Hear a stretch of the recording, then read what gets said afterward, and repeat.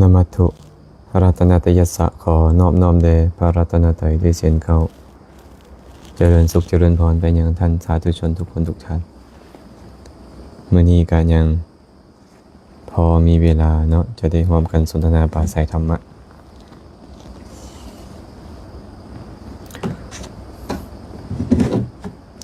มื้อนี้วันที่13เนาะเป็นบ่วันที่13เดือน7ปี2026ก็ยังพอมีเวลานะจะได้ร่วมกันสนทนาปราศัยธรรมะตามสมควรท่านใดที่เข้ามาแล้วก็ซอยคอมเมนต์มาให้ได้เด้อว่าเสียงชัดเจนดีบ่สัญญาณใช้ได้บ่และมีคำถามอันใดก็สามารถคอมเมนต์เข้ามาร่วมกันสนทนาได้เนาะ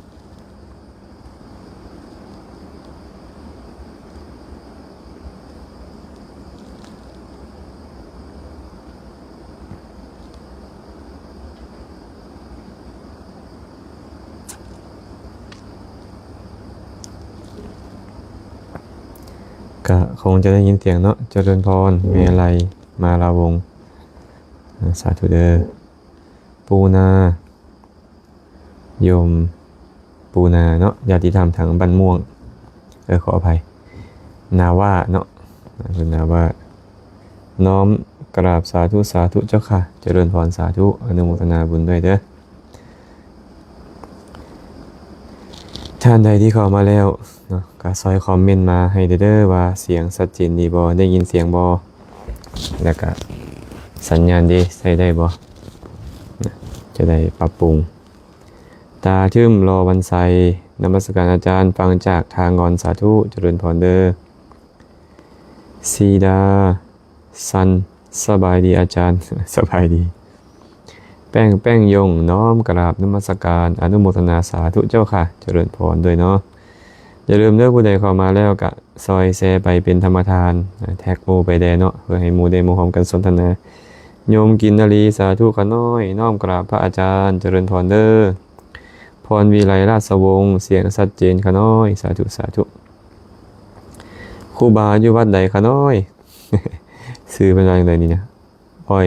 โคราปะตามชื่อเพจเลยเนาะคัน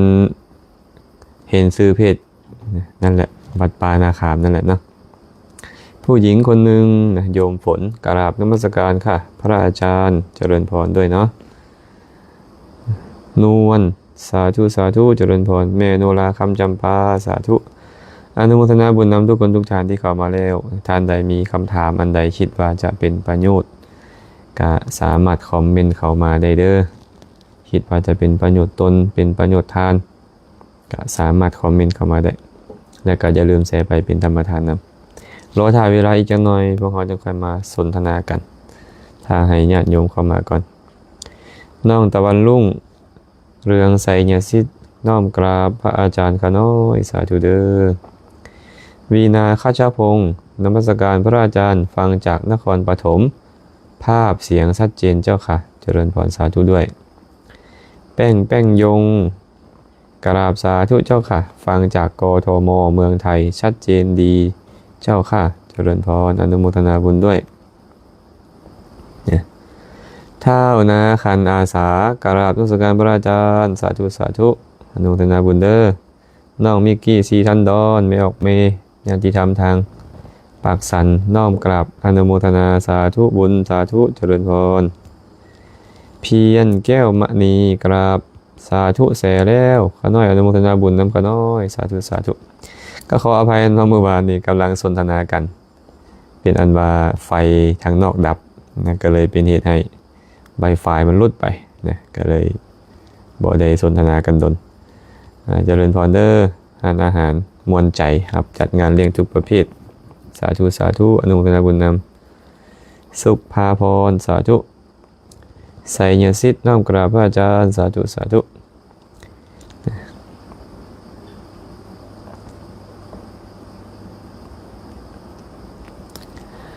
มีคำถามเข้ามามีคำถามเข้ามาเอาคำถามแรกเลยกันแล้วกันเนาะกินนาลีสสนวงศา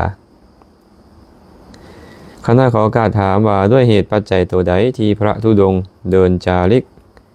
ที่เด็กน้อย11 ปีตามมรณภาพหลายองค์ขน้อย โดยเหตุปัจจัยใดเป็นเหตุเป็นปัจจัยให้ครูบาอาจารย์ถึกรถตามตายถ้าหากจะให้เข้าไปบอกว่าด้วยเหตุปัจจัยตัวนี้ตัวนั่นโดยตรงนะก็คงจะเว้าได้ยากนะแต่ถ้าหากเฮาคิดตามที่พระผู้มีพระภาคเจ้าแสดงเอาไว้เฮากับเบิ่งก่อนว่าความเป็นผู้อายุสั้นนี่มันมาจากเหตุใดพระสัมมาสัมพุทธเจ้าตรัสไว้ว่าภิกขุทั้งหลายปาณาติบาตอันบุคคลเจริญกระทำให้หลายแล้วยอมเหตุบุคคลนั้นให้เข้าถึงอบายทุกขติวินิบาตนรกโทษอย่างเบาที่สุดของปาณาติบาตยอมเหตุบุคคลนั้นผู้เกิดเป็นมนุษย์แล้วให้เป็นผู้มีอายุสั้นนะที่อายุสั้นลงก็เพราะเหตุคือปาณาติบาตได้โอกาสส่งผลนะแต่ถามว่าเป็นอย่างคือตายพร้อมกันแบบนั้นเลยที่ถึกลดต่ำพร้อมกันแบบนั้นเลยเพิ่นสร้างเหตุปัจจัยมาแบบเดียวกันเนาะสร้างเหตุปัจจัยมาแบบเดียวกันอาตมาขอเล่าเรื่องหนึ่งสู่ฟังในสมัยพุทธกาลพระสัมมาสัมพุทธเจ้าของพวกเรานี่นะเพิ่นได้ไปลัดพระเจ้าวิทูลภะพระเจ้าวิทูลภะนี่นะมีความประสงค์อยากจะฆ่าล้างโคตรเจ้าสากยะอันเป็นตระกูลของพระสัมมาสัมพุทธเจ้าก็เลยยกกองทัพออกไปยกทัพออกไปพระสัมมาสัมพุทธเจ้าก็ไปนั่งอยู่ใต้ร่มไม้ใหญ่ต้นหนึ่งแต่ปรากฏว่าต้นไม้นั่นนะใบหล่นเมิดแห้งโขหมดแล้วพระเจ้าวิทูลภะนะพระเจ้าวิทูลภะนี่ขี่ม้าไปเห็นพระพุทธเจ้านางอยู่ใต้ห่มไม้บ่มีใบก็เลยลงไปกราบถวายบังคมข้าแต่พระองค์ผู้เจริญต้นไม้นี้มันบ่มีห่มใบมันหล่นหมดแล้วเป็นอย่างพระผู้มีพระภาคเจ้าคือบ่นั่งอยู่ต้นไม้ต้นอื่นที่มีใบที่มีห่มขน้อยพระผู้มีพระภาคเจ้าก็เลยตรัสว่ามหาบพิตรห่มเงาของหมู่ญาติห่มเย็นเสมอว่าซั่นห่มเงาของต้นไม้นี่บ่ซอห่มเงาของหมู่ญาติพี่น้องได้ว่าซั่นพระเจ้าวิทูลภะนี่ก็เข้าใจได้เลยว่าโอ้พระพุทธเจ้ามาห้ามบ่อยากให้เฮานี่นะไปทำให้พี่น้องเพิ่นก็เลยยกกองทัพกลับพอยกกองทัพกลับเกิดความเครียดแค้นขึ้นมาอีกที่ตัวเองเคยถูกเจ้าสากยะนี่นะดูถูกดูหมิ่นดูแคลนว่าเป็นลูกของทาสีก็เลยยกทัพไปอีกไปรอบ2รอบ3พระพุทธเจ้าก็ไปลัดเทื่อสุดท้ายพระผู้มีพระภาคเจ้าได้พิจารณาแล้วว่าเจ้าสากยะทั้งหลายนี่นะได้เฮ็ดกรรมสัวข้อปาณาติบาตเนี่ยมาแบบลักษณะเดียวกันที่จะต้องตายเพราะชื่อพระเจ้าวิทูลภะนี่ฆ่าล้างโคตรพระผู้มีพระภาคเจ้าก็บ่ห้ามแล้วที่นี่เมื่อพระเจ้าวิทูลภะยกกองทัพไปฮอดฆ่าล้างโคตรเจ้าสากยะทั้งหมดเลยเนาะมีแต่องค์ใดบ่บอกว่าตัวเองเป็นเจ้าสากยะองค์นั้นก็รอดองค์ใดบอกว่าเป็นเจ้าสากยะพระเจ้าวิทูลภะให้ฆ่าทิ่มหมดเป็นอย่างจึงต้องตายพร้อมกันแบบนี้คนกลุ่มเนี่ยเพราะอดีตชาติก็เคยไปฆ่าเนื้อเบื่อปลาน้ำกันเนาะเคยเฮ็ดปาณาติบาตมาในลักษณะคล้ายๆกันกรรมมันก็เลยจัดสรรให้มาตายพร้อมกันฝ่ายพระเจ้าวิทูลภะบัดนี้หลังจากฆ่าเจ้าสากยะเรียบร้อยแล้วก็จับตัวพ่อเฒ่าไปนำพอไปฮอดระหว่างทาง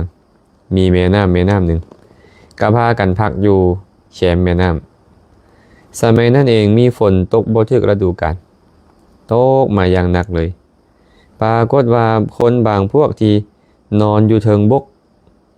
นอนอยู่เทิงขอบตะฟังก็ปรากฏว่ามีพวกมดพวกแมงมาไตมาตอมกันหนีลงไปนอนอยู่แคมทาพวกนอนอยู่แคมทาก็ปรากฏว่ามีมดมีแมงมาไตมาตอมกันเลยขึ้นไปนอนอยู่เทิงบกอยู่เทิงแคมทาพุ่นปรากฏว่าพวกนอนอยู่แคมทานั่นก็ถูกน้ำพัดไหลไปพร้อมกับพระเจ้าวิทูลภะตายไปเลยพร้อมกันเป็นหลายพันคน ถามว่าเป็นหยังคือต้องตายพร้อมกันขนาดนั้นก็คือเฮาฮู้นี่แหละว่าคนเฮานี่นะเคยฆ่าสัตว์มาบ่แม่นชาติหนึ่งชาติเดียวแต่ชาติเดียวนี่เฮายังนับบ่ได้แล้วว่าเฮาฆ่าสัตว์อีหยังมาเด้ทีนี้เฮาเกิดมาหลายภพหลายชาติก็เคยมีการฆ่ามาหมดนั่นแหละ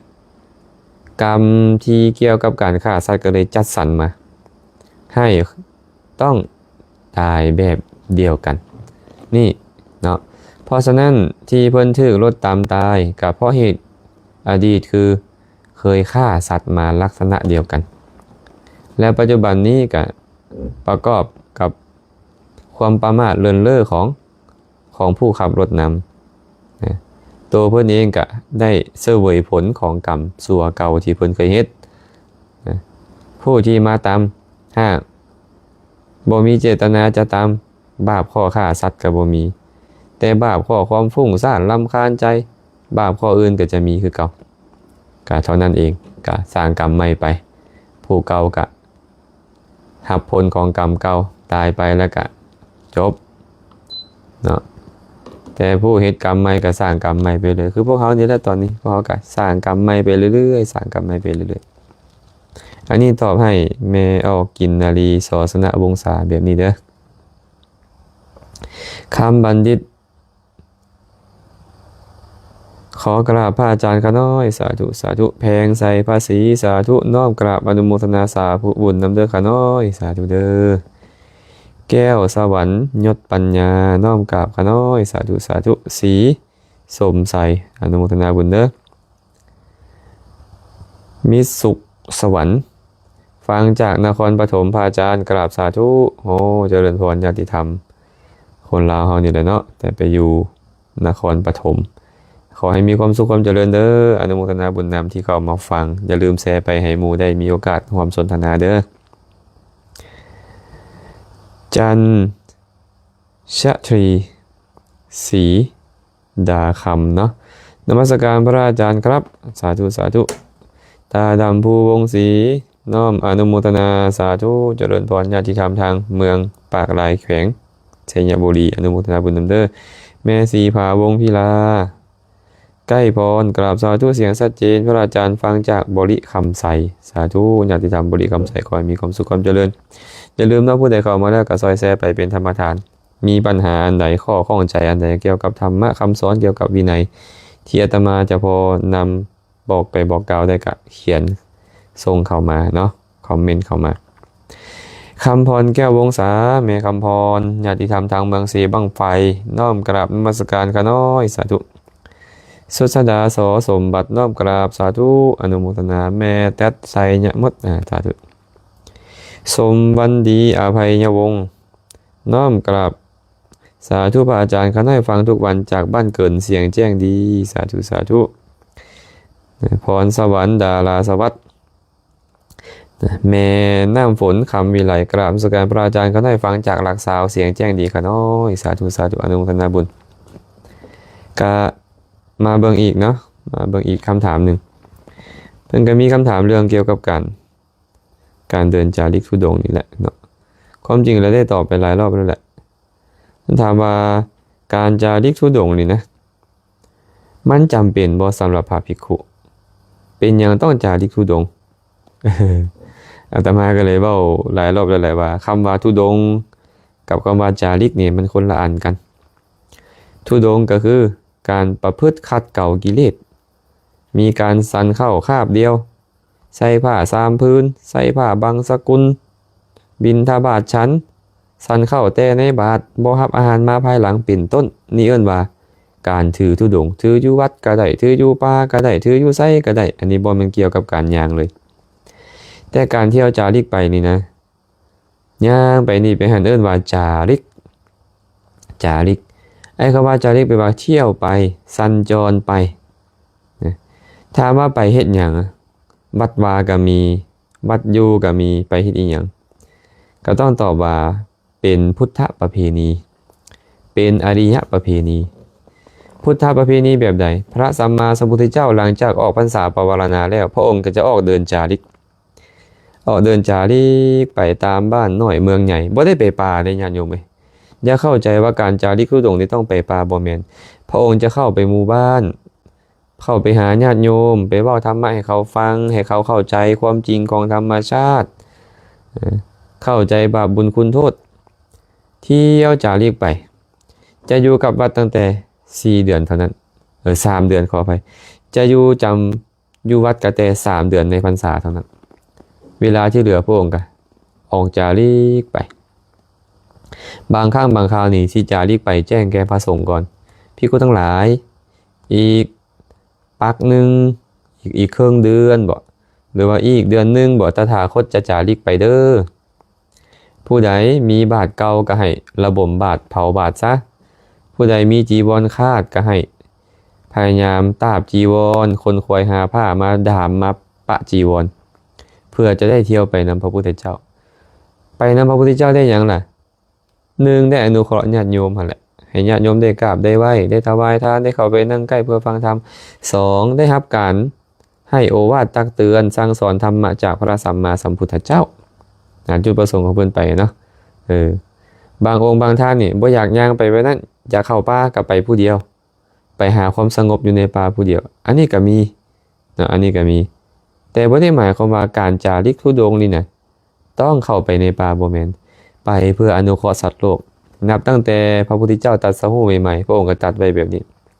จารถาภิกขเวจาริกังพหุชนาหิตายะพหุชนาสุขายะโลกานุกัมปายะเทวมนุสสานังภิกขุทั้งหลายทานทั้งหลายจงเที่ยวจาริกไปเพื่อประโยชน์เพื่อความสุขแก่เทวดาและมนุษย์ทั้งหลายเพื่ออนุเคราะห์โลกเพื่อประโยชน์เกื้อกูลแก่มหาชนพระพุทธเจ้าบอกว่าลีกไปเด้อจาริกไปสู่ที่จาริกบ้านน้อยเมืองใหญ่บ่อนใดมีผู้มีคนที่เขาต้องการได้รับความอนุเคราะห์จากนักปราชญ์บัณฑิตให้พวกเจ้าไปแล้วเอาธรรมะเข้าไปหาเขาชี้แจงเหตุผลบาปบุญคุณโทษความเป็นจริงอันใดคือความจริงอันใดคือสมมุติเป็นต้นให้เขาฮู้เนาะฉะนั้นการจาริกธุดงค์นี่นะจึงเป็นพุทธประเพณีและเป็นอริยประเพณีแม้ได้ภาษาลีบุตรคือกันมีสมัยหนึ่งท่านภาษาลีบุตรหลังจากจำพรรษาอยู่เมืองสาวัตถีออกพรรษาแล้วปวารณาแล้วเข้าไปกราบถวายบังคมพระสัมมาสัมพุทธเจ้าข้าแต่พระองค์ผู้เจริญข้าน้อยจำพรรษาอยู่เมืองสาวัตถีเป็นเวลา3 เดือนแล้วข้าน้อยตอนนี้ออกพรรษาปวารณาแล้วข้าน้อยขอจาริกไปสู่ชนบทต่างๆข้าน้อยพระพุทธเจ้าก็บอกว่าสารีบุตรเจ้าจงฮู้การอันสมควรเถิดเพิ่นก็พาบริวารของเพิ่น500 องค์ออกไปนำนะเพิ่นก็พาไปเพื่อหยังล่ะให้ข้าเจ้าได้เห็นก็เป็นบุญตาข้าเจ้าแล้วความเลื่อมใสเกิดขึ้นพระพุทธเจ้าบอกว่าเขาไปสวรรค์ได้แล้วหาว่าเขาได้กราบไหว้ได้แห่อาสนะพระพุทธเจ้าบอกว่าเขาไปเกิดในตระกูลสูงส่งแน่นอนหลายร้อยหลายพันอัตภาพเขาได้ชำระความคิดที่ออกจากใจพระพุทธเจ้าบอกว่าชื่อว่าเขากำลังประพฤติปฏิบัติเพื่อให้ตัวเองมียศใหญ่และถ้าเขาได้ถวายทานตามกำลังชื่อว่าเขากำลังเฮ็ดตัวเองให้ประสบกองพวกข้าทรัพย์ใหญ่ตลอดหลายร้อยหลายพันชาติแต่ถ้าหากเขาได้เข้าไปนั่งใกล้เพื่อฟังธรรมเงียงหูลงฟังสอบสวนทวนถามธรรมะจะเป็นปัจจัยเขามีปัญญาหลายในภพชาติที่ตัวเองเกิดมาแล้วฉะนั้นการจาริกไปนี่นะบ่แม่นอย่างอื่นเลยเป็นพุทธประเพณีเป็นอริยประเพณีพระพุทธเจ้าก็ต้องเฮ็ดพระสงฆ์สาวกต้องเฮ็ดเนาะต้องเฮ็ดเนาะอาตมาเลยเอิ้นว่าอริยประเพณีพุทธประเพณีเพราะว่าออกพรรษาแล้วเพิ่นก็พากันไปให้ชาวบ้านชาวเมืองได้มีโอกาสพบพ่อคันอยู่แต่วัดหั่นก็มีแต่ไม่เท่า2 คนนั่นแหละไปวัด3 คนนั่นแหละไปวัดก็ได้เทศน์ให้แต่ข้าเจ้านั่นแหละฟังคนอื่นที่เขามีอุปนิสัยแทนที่เขาจะได้ความเข้าใจในศาสนาและกลับมาเลื่อมใสศาสนายิ่งขึ้นไปเฮ็ดให้ครูบาอาจารย์หลายๆรูปหลายๆองค์อยู่ง่ายขึ้นเมื่อเขาเลื่อมใสแต่ก็บ่ได้ประโยชน์นะคันซั่นพวกเฮานี่ต้องคิดซอยกันว่าเฮ็ดจังได๋ครูบาอาจารย์เพิ่นจะเดินจาริกได้ง่ายขึ้นเฮ็ดจังได๋ครูบาอาจารย์เพิ่นนี่จะไปได้ง่ายขึ้นบ่มีเงื่อนไขมาบังคับอยากจาริกไปอนุเคราะห์พ่อแม่อนุเคราะห์ญาติกาวงศาอนุเคราะห์คนทุกข์ยากอนุเคราะห์คนบ้านนอกข้อคันนี้ให้เพิ่นไปได้ง่ายๆขึ้นหั่น อำนวยความสะดวกให้เพิ่นอันนี้นักปราชญ์บัณฑิตจังคิดได้เลยจังเฮ็ดได้คันบ่แม่นนักปราชญ์บัณฑิตเฮ็ดได้ยากเรื่องพวกนี้นะเนาะต้องมีความเข้าใจพอสมควรต้องมีความเข้าใจพอสมควรนะอันนี้ตอบให้ไปนี่เด้อนางบุญไสยาวงศ์น้อมกราบพระอาจารย์สาธุบุญนำเด้อค่ะน้อยสาธุหอมจันทร์วิไลน้อมกราบพระอาจารย์สาธุแม่วิไลคำแก้วดวงพระจันทร์สาธุทุกคนทุกทางเลยที่เข้ามาแม่ไม้ทองใหญ่แก้วหงเฮืองเพชรสมัยสาธุค่ะน้อยขออนุโมทนาบุญนำพระอาจารย์เน้อเจริญพรเงสีวงไสสาธุค่ะน้อยน้อมนมัสการสาธุสาธุโยชน์มีไทยสาธุกัญญารัตน์พันธ์สวัสดิ์สาธุน้อยไสยาราชน้อมกราบพระอาจารย์เขาได้อนุโมทนาสาธุบุญญาติธรรมทางเมืองปักสันเนาะจินตนาแสงคำยองน้อมกราบสาธุญาติธรรมทางห้วยหงบ่ห้วยหงหรือห้วยเตยห้วยหงเนาะตุ้ยแสงสุวรรณสาธุสาธุ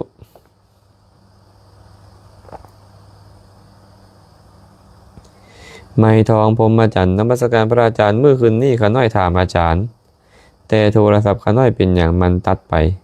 ฟังบ่ได้เห็นข้างอยู่บ่ตอบให้ข้าน้อยสาธุอ๋อเมื่อคืนนี่พอดีไฟทางนอกมันดับข้าเจ้าไปปิดไฟแล้วมันดับ Wi-Fi ก็เลยใส่บ่ได้มันก็เลยตัดไปต้องขออภัยนำเนาะพาราดอนจันดาวงศ์สาธุเด้อชอนจันทาจอนจันทาบอกหรือยังไงขอน้อมกราบนมัสการพระอาจารย์เจริญพรเด้ออนุโมทนาบุญนำทุกคนทุกทานวิไลคอนจันทารังสีน้อมกราบนมัสการกันน้อยสาธุสาธุมาเบิ่งอีกคำถามหนึ่งบ่ฮู้ว่านาฏธรรมทางไหนเนาะเทินถามมาซื่อใสสมใสขอกราบนมัสการพระอาจารย์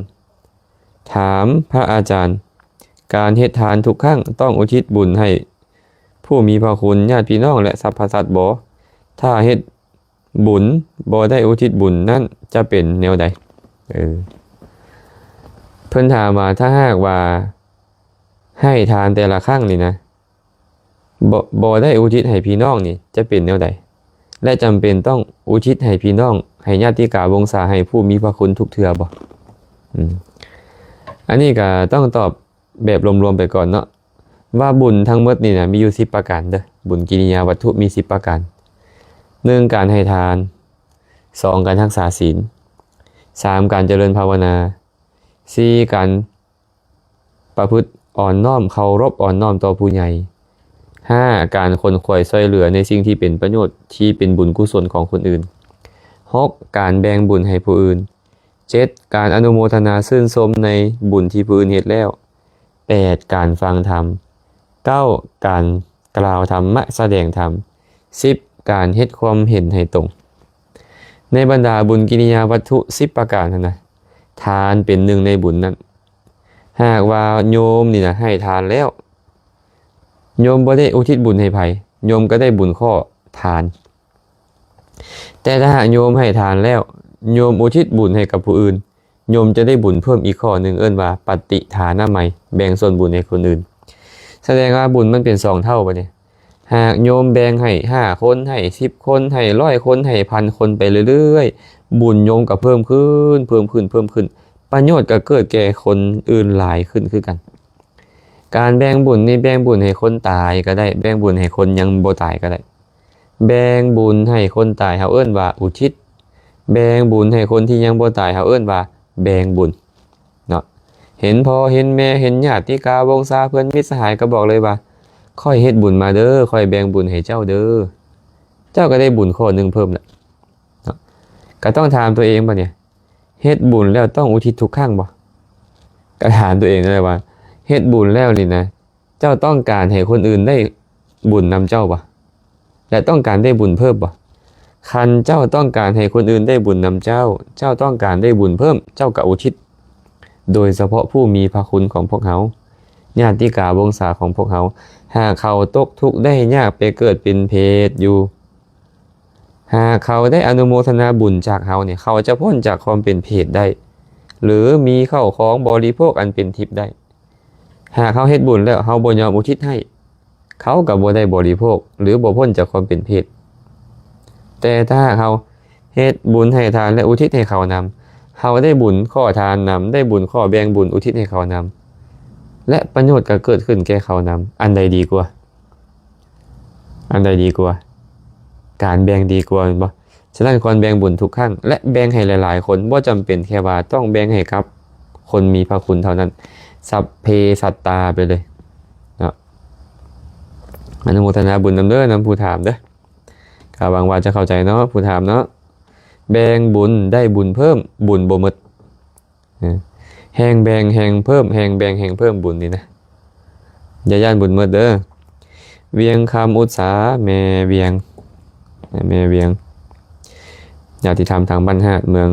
หินบุญเนาะน้อมกราบนมัสการพระอาจารย์เจริญพรสาธุเด้อขอให้มีความสุขเด้อหายโรคไวๆเด้อบัวทองสุวรรณกุมารน้อมกราบพระอาจารย์อนุโมทนาบุญนำเด้อที่อธิบายทำให้แจ่มแจ้งแก่ชาวพุทธสาธุเจริญพรเมลัยมาลาวงหลาน้อยกิตติปัญโยกราบนมัสการพระอาจารย์ขอโอกาสถามอธิบายคำว่าธรรมขันธ์ให้ขาน้อยเด้ ธรรมขันธ์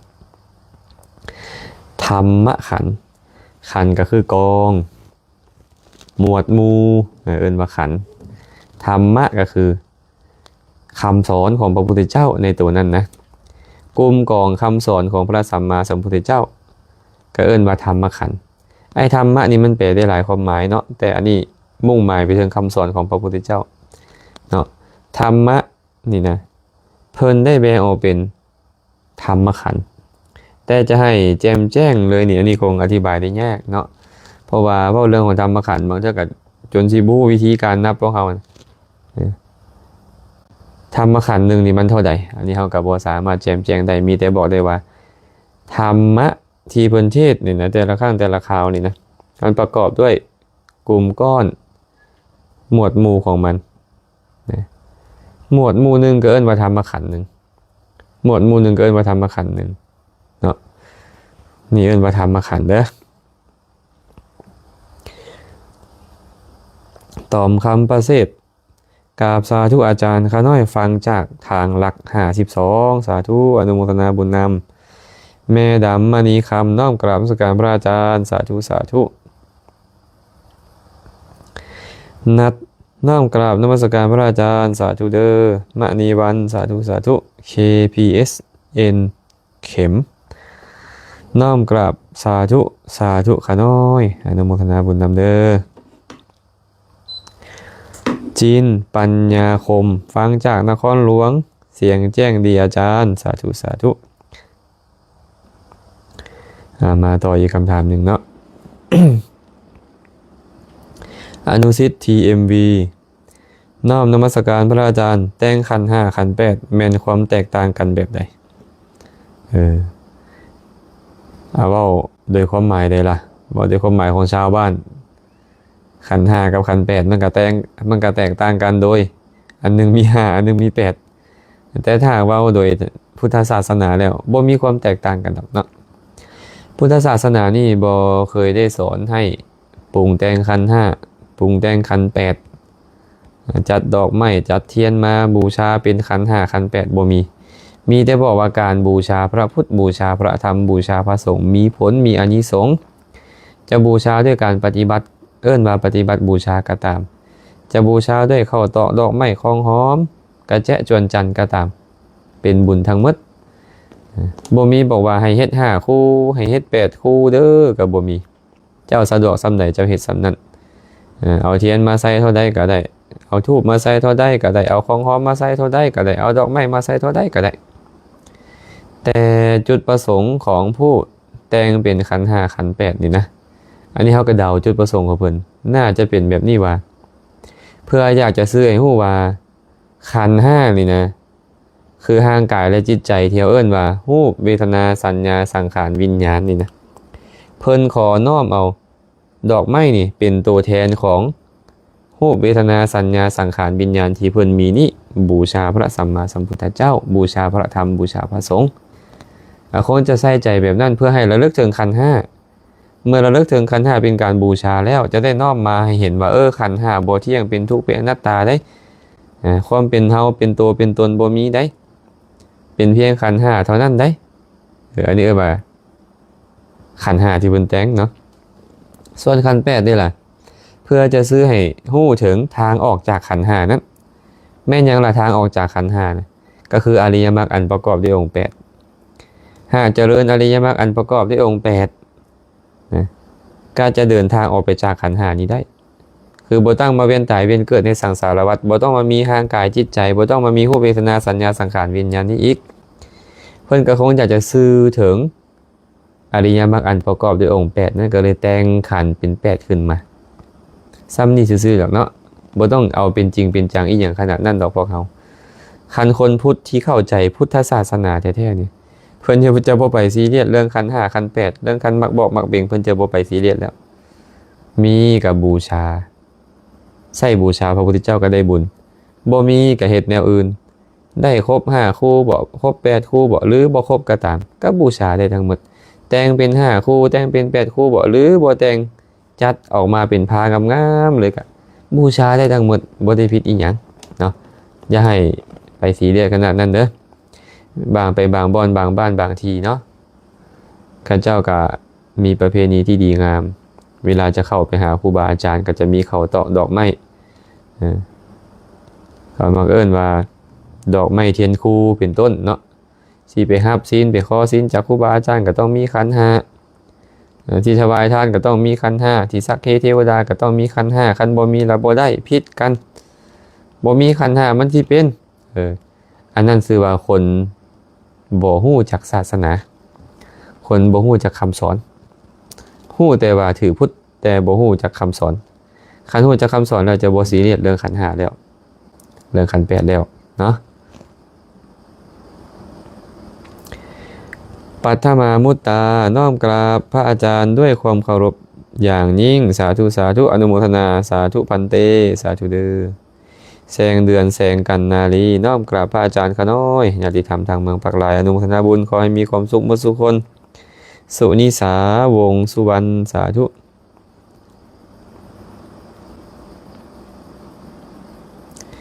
ตอมคำประเสริฐน่าจะเป็นคำประเสริฐนะเพิ่นเขียนตกเป็นคำประเสริฐเนาะข้าน้อยขอโอกาสถามถือศีล8ตอนแรงกินนมต้มละล่ากินน้ำต้มละล่าได้บ่พระอาจารย์ถือศีล8ยามแรงกินน้ำต้มละล่าได้บ่ผิดดอกน้ำต้มเนาะแต่ถ้าไปต้มแนวอื่นใส่มันผิดนะหาไปต้มหมากไม้มักตอกต้มใบมงใบไม้อีหยังใส่มันผิดแต่คันต้มยากันยังซื้อว่าบ่ผิดนะคันสั้นกินน้ำต้มซื่อๆนี่มันบ่ผิดดอกแต่บางเทื่อกันน้ำต้มกำลังเสือโค้งบ่อีหยังต่างๆค่ะนะน้ำต้มมักตูมบ่จังซี่มันเป็นยามันก็บ่ผิดหยังมันก็บ่ผิดหยังเด้อคันเป็นพวกนมพวกน้ำต้มหมากไม้พวกน้ำต้มใบไม้อีหยังมันจะเป็นการผิดศีลข้อ6ได้แบบไหนที่เธอรักน้อมกราบพระอาจารย์สาธุสาธุสาธุเจริญพรเด้ออนุโมทนาบุญนำแม่ตู้พวงมาลัยน้อมกราบพระอาจารย์สาธุกองประเสริฐแพงเสนน้อมกราบพระอาจารย์ขออนุโมทนาบุญนำสาธุเด้ออนุโมทนาบุญนำคือกันนัด SLV น้อมกราบพระอาจารย์ข้าน้อยขอถามแน่ถ้าหากเฮาติดหนี้คนที่เสียชีวิตไปแล้วเฮาจะใช้หนี้เพิ่นแนวใดเพื่อบ่ให้ติดหนี้กันอนุเคราะห์ข้าน้อยแน่ความจริงแล้วการเป็นหนี้เป็นสินกันเนี่ยมันบ่ข้ามภพข้ามชาติเลยมันบ่ข้ามภพข้ามชาตินอกจากว่าเนี่ยเฮาไปเป็นหนี้เขาแล้วยังห่วงน้ำหนี้ละตายแล้วไปเกิดเป็นเพศเขาก็มีโอกาสที่จะมาหลอกมาลอนเฮาได้มีโอกาสที่จะมาทวงมาท้าเฮาได้ค่ะเขาตายไปเป็นเพศเป็นยักษ์เป็นต้นและเขาต้องการคืนนี่นะมันบ่ได้พัวพันกันข้ามภพข้ามชาติแบบนั้นตายไปแล้วกันแล้วแต่ถ้าเขาอยากแสดงความบริสุทธิ์ใจของเขานี่นะเมื่อเขาตายไปแล้วก็บ่ได้ประโยชน์อย่างจากทรัพย์แล้วบ่แม่นแต่นี่นำเฮาดอกแม้แต่เงินคำกำแก้วที่เขามีเป็นล้านเป็นโกฏก็บ่มีประโยชน์กับเขาผู้ตายหากว่าพอออกเหตุได้ก็เอาไปให้ญาติกาวงศาเขาคันว่าโอ้ยบ่มั่นใจดอกญาติกาวงศาเขานี่สิโกงเขาไปเลยบ่กลับไปเฮ็ดบุญหาไปให้ทานไปเฮ็ดอีหยังก็ตามแหละที่จะเป็นประโยชน์ที่จะเป็นบุญและอุทิศให้เขาสมมุติว่าไม่ออกพอออกเป็นหนี้เขาจาก10 ล้านหรือ100 ล้านก็ตามแหละเนาะบ บ่คันได้ใส่เขาตายก่อนก็เอาไปให้ทานให้ทานไปแล้วล่ะเอาค่าจีวรบ่บิณฑบาตบ่สร้างเสนาสนะบ่ถวายเภสัชบริขารแก่พระสงฆ์ข้าเจ้าผู้มีศีลและอุทิศบุญหาผู้ที่เฮาเป็นนี่ครับเฮาได้บุญนำเขาจะได้ประโยชน์นำเฮาผู้ที่เขาตายไปแล้วนะเนาะฉะนั้นเนาะก็ให้เฮ็ดแบบนี้เด้อเอาไปเฮ็ดบุญแล้วอุทิศส่วนกุศลให้กับผู้ตายจะได้ประโยชน์แก่ผู้ตายเนาะแม่ผู้เงินกุลาคำตันสาธุคำดีวงดาราน้อมกราบพระอาจารย์ด้วยความเคารพขน้อยสาธุเจริญพรเด้อแม่คำดีญาติธรรมเมืองปากหลายขอให้มีความสุขความเจริญกันทุกคนเด้อญาติธรรมทุกท่านเลยที่เข้ามาพี่กุลศรีดงยางสาธุชัยการยางสวรรค์เขตเจริญพรสาธุนกน้อยสีประมวลเวลาใส่บาตรผู้ใส่นางใส่บาตรพระอาบัติบ่พระอาบัติแท้บ่พระอาจารย์เวลาใส่บาตรโยมผู้นางใส่บาตรพระอาบัติแท้บ่พระอาจารย์ก็ตอบว่าบ่มีอาบัติเนาะบ่มีอาบัติเวลาใส่บาตรโยมจะยืนใส่บาตรจะนั่งใส่บาตรจะนอนใส่บาตรพระรับอาหารบ่มีอาบัติโดยประการทั้งปวงแต่ถ้าหากพระมีการแสดงธรรมบัดนี้มีการแสดงธรรมแก่คนที่ใส่เกิบแก่คนที่ใส่หมวกแก่คนที่ปกหัวแก่คนที่กั้งคันหมแก่คนที่อยู่ที่สูงกว่าเนาะแก่คนที่มีไม้ในมือมีมีดมีอาวุธในมือเอาผ้าคลุมหัวนั่งหัดเข่าเป็นต้นอันนี้พระจะมีอาบัติพระจะมีอาบัติและหากพระภิกขุนี่นะยืนอยู่แสดงธรรมแก่คนที่นั่งอยู่หรือนอนอยู่พระก็จะเป็นอาบัติพระนี่นะยืนอยู่แสดงธรรมนั่งอยู่แสดงธรรมก็ตามแก่คนที่ใส่เกิบพระก็เป็นอาบัติฉะนั้นแค่โยมนางใส่บาตรพระยังบ่เป็นอาบัติแต่ถ้าหากพระนี้มีการแสดงธรรมแก่โยมพระจะเป็นอาบัติได้บ่เนี่ยที่นี่การแสดงธรรมมีหลายแบบการแสดงธรรมแบบเป็นจิตจะลักษณะขึ้นธรรมะเลยอันหนึ่งอันที่สองคืออนุโมทนาคาถาอนุโมทนาคาถาเป็นว่าการแสดงธรรมเพื่อให้ญาติโยมชื่นชมยินดีอย่างเช่นเพิ่นแสดงธรรมว่าสัพพิติโยวิวัชชันตุสัพพะโรโควินัสสตุมาเตภวัตวันตรายโยเป็นต้นอันนี้เรียกว่าแสดงธรรมแบบอนุโมทนาคาถาหรือเพิ่นยถาเนาะยถาวาริวหาปุราปาริปุเรนติสาคารังเป็นต้นอันนี้เรียกว่าการแสดงธรรมเด้ญาติโยมแต่ญาติโยมบ่เข้าใจเดี๋ยวนี้ญาติโยมคิดว่าเพิ่นสวดให้ญาติโยมหยาดน้ำความจริงแล้วมันบ่แม่นการที่เพิ่นนั่นสาธยายไปเฮาเอิ้นว่าเพิ่นให้พรเอิ้นว่าเพิ่นสวดอันน่ะคือการกล่าวอนุโมทนาคาถาให้เฮาชื่นชมยินดีในสิ่งที่เฮาได้เฮ็ดเพราะคำแปลของยถาคำแปลของสัพพีคำแปลของเมตตากรณียเมตตาสูตรคำแปลของติโรกุตสูตรอาทาสีมีอากาสีมีเป็นต้นแปลให้เฮาฮู้ว่าอานิสงส์ที่เฮาให้ทานนั่นจะสำเร็จประโยชน์แก่ญาติกาวงศาของเฮาแบบนี้แบบนั้นสัพพิติโยก็บอกให้เฮาฮู้ว่าเฮานี่นะ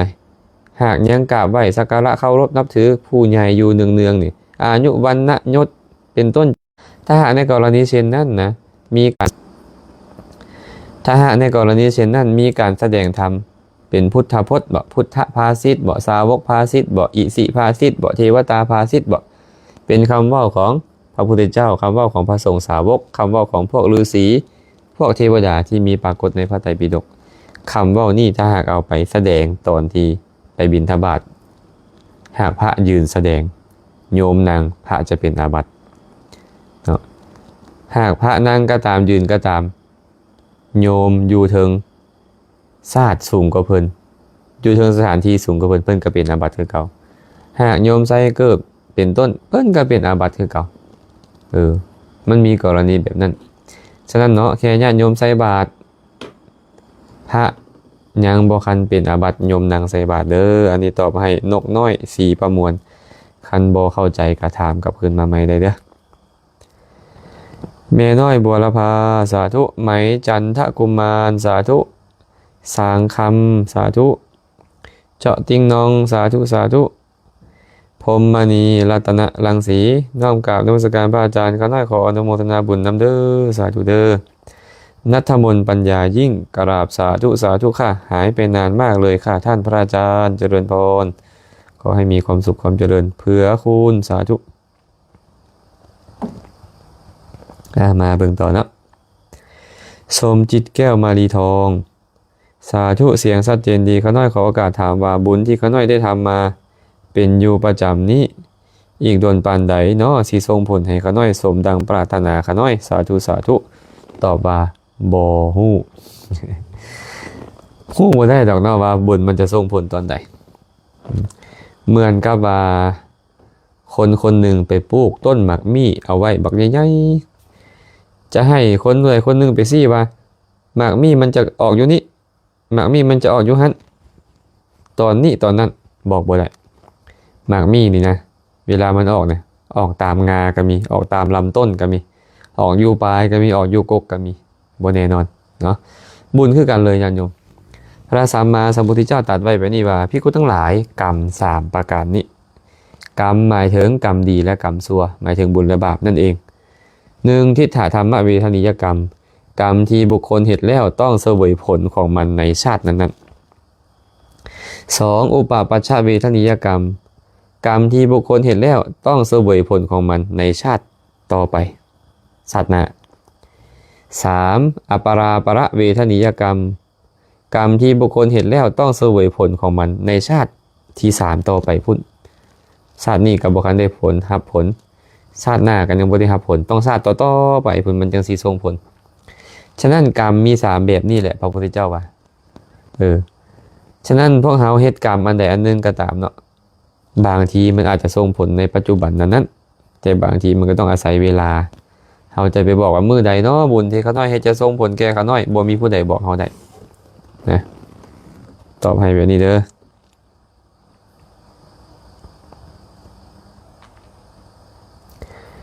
N น้อยเนาะ VMT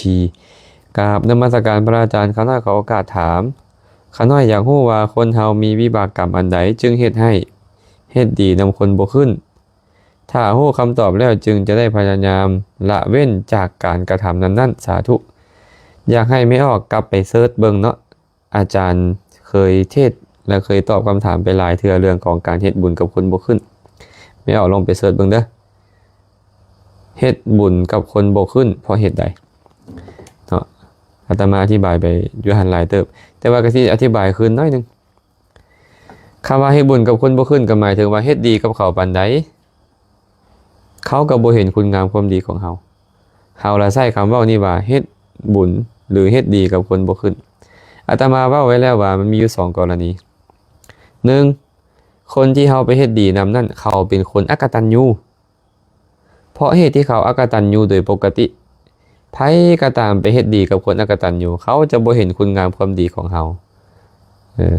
นี่เป็นปกติของเขาบ่แม่นย้อนเฮามันเป็นย้อนเขาพระพุทธเจ้าเลยบอกว่า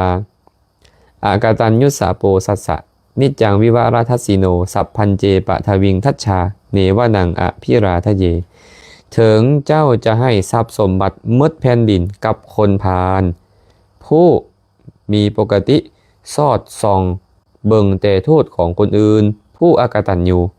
ก็ยอมบ่เฮ็ดให้เขายินดีพอใจได้เฮ็ดดีกับเขาปานใด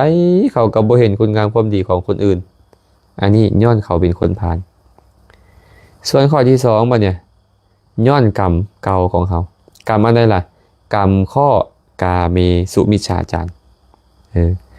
หากว่าเจ้านี่นะเคยเฮ็ดผิดศีลข้อกาเมมาในอดีตก็จะเป็นปัจจัยให้เจ้าเนี่ยมีแต่ศัตรูหลายพระพุทธเจ้าเลยบอกว่าภิกขุทั้งหลายกาเมสุมิจฉาจารอันบุคคลเจริญกระทำให้หลายแล้วยอมเฮ็ดบุคคลนั่นให้เข้าถึงอบายทุกขติวินิบาตนรกโทษอย่างเบาที่สุดของกาเมสุมิจฉาจารยอมเฮ็ดบุคคลนั่นผู้เกิดมาเป็นมนุษย์แล้วให้มีศัตรูหลาย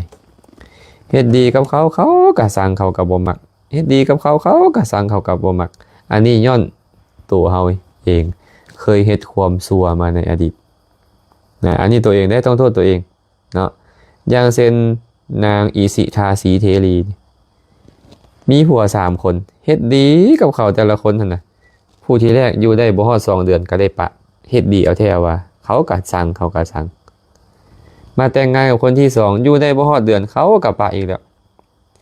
มาแต่งงานกับคนที่3กับขอทานซำนะเอาขอทานมาเป็นผัวตัวเองเป็นลูกเศรษฐีที่เอาขอทานมาเป็นผัวอยู่นำกันได้บ่พออาทิตย์2 อาทิตย์เขาก็สั่งเขาก็อยากปะทั้งที่เฮ็ดดีเอาแท้เอาว่ากับเขาเพราะเราเคย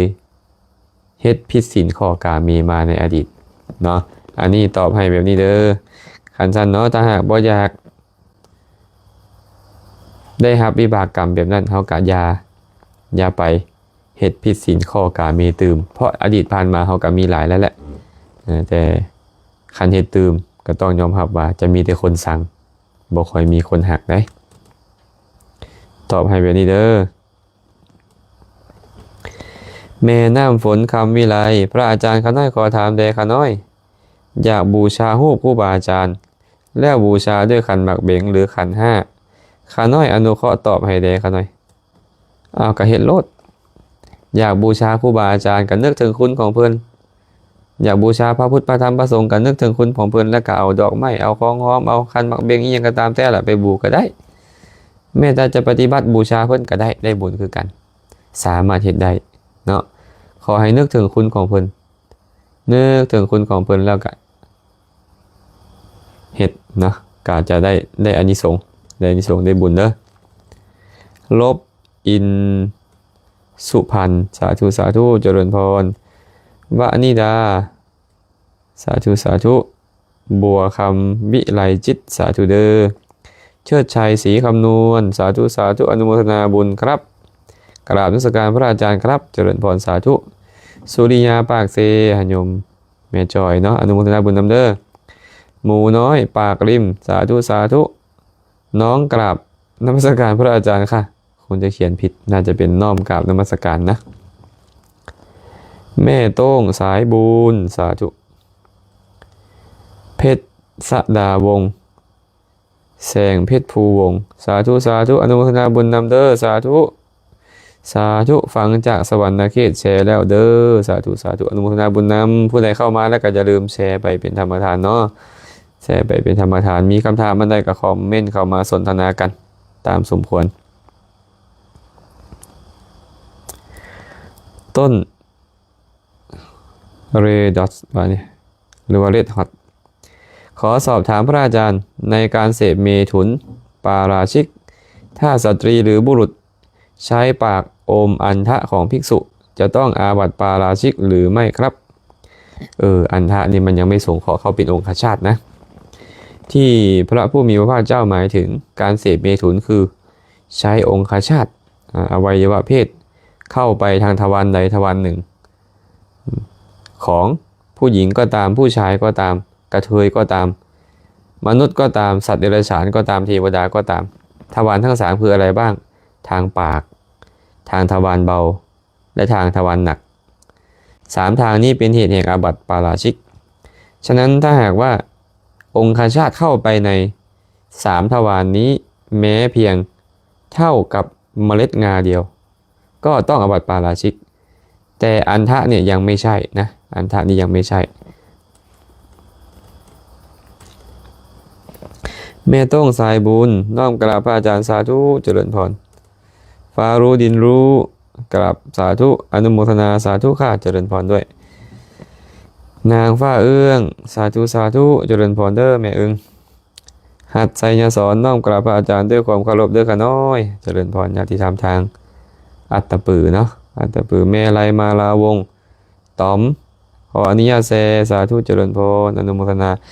รัชดาสมรสมนตรีกราบนมัสการพระคุณเจ้าพระอาจารย์เจ้าค่ะกราบสาธุเจริญพรนัทมนต์ปัญญายิ่งจำเสียงท่านพระอาจารย์ได้สาธุด้วยเนาะก้องนภาจันดีน้อมกราบสาธุจันสุดาจันทามีนาวงศ์น้อมกราบนมัสการอาจารย์ฟังจากบ้านพลทองบ้านนนทองเมืองไสธานีเนาะสาธุมาอีกคำถามหนึ่งมณีแก้ว น้อมกับพระอาจารย์ข้าน้อยขอโอกาสถามเดข้าน้อยเวลาเฮาอุทิศบุญให้จำเป็นต้องบอกซื่อบ่ข้าน้อยหรือเว้ารวมๆปู่ย่าตายายหากเฮาบอกซื่อก็ได้บ่บอกก็ได้คันเฮาเว้ารวมๆว่าญาติกาวงศาของข้าพเจ้าทั้งหมดทั้งมวลจงมีส่วนในบุญเด้อผู้ใดเป็นญาติกาวงศาของเฮาเขาก็อนุโมทนาได้หมดหากเขาบอกว่าพอตู้กอแม่ตู้ขอพอตู้คำแม่ตู้ดีก็จะมีแต่แม่ตู้นั่นพอตู้นั่นแหละได้อนุโมทนาคนอื่นก็บ่ได้อนุโมทนาถ้าหากเขาเว้าว่าอุทิศกุศลให้พ่อซื้อนี่แม่ซื้อนั่นลุงซื้อนี่ป้าซื้อนั่นและสรรพสัตว์ทั้งหลายเด้อสรรพสัตว์ทั้งหลายทั้งหมดเลยก็ได้อนุโมทนาแสดงว่าบุญกุศลที่เฮาเฮ็ดนี่นะหากเขาบ่ได้ระบุผู้ใดผู้หนึ่งทุกคนจะสามารถร่วมอนุโมทนาบุญนำเฮาได้คันเฮาระบุไปแล้วก็มีแต่ผู้ที่นั่นเท่านั้นที่มีส่วนอนุโมทนาแล้วจะได้บริโภคผลทานนั้นคันเป็นไปได้ก็ระบุบางคนแล้วก็เว้ารวมๆไปนำเนาะเพื่อให้บุญที่เฮาเฮ็ดแต่ละเทื่อนั้นมันบ่เป่าประโยชน์ไปชื่นแก้วเกศสุจาขอบพระคุณพระอาจารย์ที่ให้ความรู้เจ้าค่ะสาธุเจริญพรดาวสวรรค์สาธุมันอยู่ที่ใจน้อมกราบอนุโมทนาสาธุเด้อข้าน้อยสาธุเจริญพรศรีสมุทรแก้วอรุณไซสาธุข้าน้อยน้อมนมัสการพระอาจารย์ด้วยความเคารพสาธุวิไลครจันทรังสีโดยน้อมนมัสการพระอาจารย์ข้าน้อยขอโอกาสถามว่าท้าวสักกะเทวราชกับท้าวมหาพรหมแม่นผู้เดียวกันบ่ข้าน้อย บ่แม่นเด้อท้าวสักกะเทวราชก็เป็นเทวดาสั้นกามาวจรสั้นดาวดึงสั้นกามาวจรก็ยังมี6สั้นพุ่นได้จาตูมดาวดึงยามาดุสิตนิมมานารดีปรนิมมิตวสวัสดีมี6สั้นแต่ท้าวสักกะเทวราชนี่เป็นพระราชาผู้ครอบครองสั้นดาวดึงสั้นที่2เนาะเพราะฉะนั้นท้าวสักกะจึงเป็นอีกคนหนึ่งส่วนท้าวมหาพรหมก็คือพุ่นอยู่พรหมโลกนะสั้นมหาพรหมาพุ่นเนาะเป็นพระท้าวมหาพรหมคนละคนกันเด้อกัญญาปัญญานุวงศ์สาธุสาธุข้าน้อยน้อมกราบพระอาจารย์แซมฟังอยู่ทาง USA เสียงได้ยินดีสาธุเด้อโดวงนาราชโอ้พอโด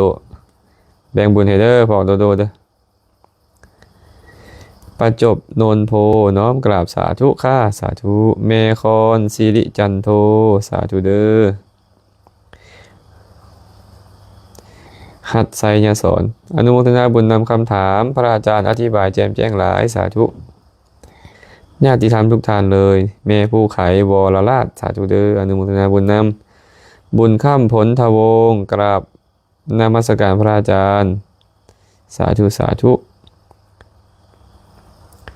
นัด SLV ขอบใจพระอาจารย์ที่ตอบคำถามข้าน้อยสาธุเด้อมื้อนี้ตาจะแดงหน่อยหนึ่งเนาะพอดี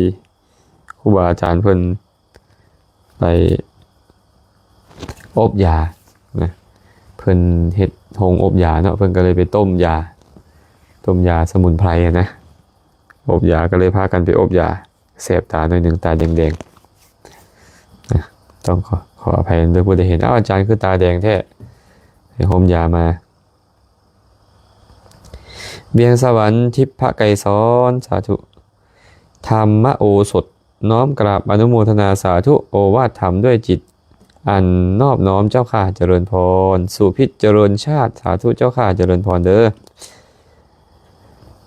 มะยุรีสาธุแม่พุทธไสยวงศ์กราบสาธุข้าน้อยฟังจากปากสันเด้อข้าน้อยอนุโมทนาบุญนำสาธุสุมิตาทัศนบุตรสบากราบพระอาจารย์สาธุไซทองสาธุเทน่ามณีสอนสาธุบี้ไซยาเลิศสาธุสาธุขอน้อมกราบพระอาจารย์เด้อข้าน้อยสาธุสาธุแสงจันทร์ไก่สอนควันใจพี่หลวงอุทิญาณเบอร์อีกคำถามหนึ่งน้องมิกกี้สีทันดอนไม่ออกเมเนาะญาติธรรมทางเมืองปักสันกราบนมัสการพระอาจารย์เขาได้ขอถามเด เอาเครื่องอยู่วัดมาใส่ซอยอยู่เฮือนมีบาปบ่ขะน้อยเพราะเห็นพี่น้องลูกชายเพิ่นบวชเป็นครูบาแต่เพิ่นเอาเครื่องใส่เป็นกองบุญที่มีคนไปเฮ็ดอยู่วัดแล้วเพิ่นให้พ่อแม่เอามาเฮือนบาปบ่ขะน้อยบาปหรือบ่บาปเนี่ยมันบ่ได้อยู่ที่ว่าเป็นการใช้เครื่องวัดหรือเครื่องใช้ตัวเองอาตมาจะเว้าอยู่เสมอว่าบาปนี่นะมันอยู่ที่เจตนาของเฮาหากเฮาเจตนาดีมันก็เป็นบุญเจตนาบ่ดีเป็นบาปแต่ว่าทีนี้นี่เฮาไปเบิ่งไอ้เครื่องใช้ของวัดบัดนี้บางเทื่อเฮาเอามาก็เอามาด้วยความโลภอยากได้ต้องการมาครอบครองหวงแหนนั่นก็เป็นบาปไปแต่ว่าน่ะของบางอย่างญาติโยมเขาถวายแก่สงฆ์เขาถวายว่าสังฆัสสะเทมะ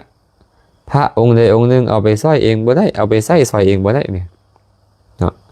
ไปแบ่งกันก็แบ่งบ่ได้บ่จำเป็นต้องว่าถึงเอาไปให้พอเอาไม่ออกได้โดยเฉพาะพวกเตียงพวกตังนี่นะพวกเตียงพวกตังที่เขาถวายสงฆ์นี่จัดเป็นคารุพันธ์เป็นของที่บ่สามารถแบ่งกันได้เป็นของที่บ่สามารถที่จะแจกจ่ายได้พระก็ยังเอาไปแบ่งกันบ่ได้บ่จำเป็นต้องว่าถึงโยมทีนี้ครูบาอาจารย์บางองค์บางท่านก็เอาไปให้ญาติโยมบางเทื่อก็ให้พ่อแม่ของตัวเองกับพระหันและบาปก่อนในส่วนเบื้องต้นพระล่วงละเมิดสิกขาบทหากว่าอยากประจบประแจงชาวบ้านได้ก็เป็นอาบัติไปแต่อันนี้เป็นพ่อเป็นแม่ของเพิ่นให้ได้แต่ว่าของนั้นเป็นคารุพันธ์เป็นของสงฆ์เพิ่นก็เลยจะมีโทษเพิ่นนั่นแหละมีโทษครูบาอาจารย์นั่นแหละมีโทษขันญาติโยมก็ฮู้อยู่ว่านี่เป็นของสงฆ์ก็ยังเอาไปใส่ไปซอยอยู่ก็ใส่ซอยของสงฆ์ตัวนี้ก็ถ้ามันเสียหายก็มีโทษไปแต่ถ้าหากว่าพระองค์นั้นเพิ่นถือว่าตัวเองเป็นใหญ่ในวัดเลยเอาไปให้พ่อให้แม่ของตัวเอง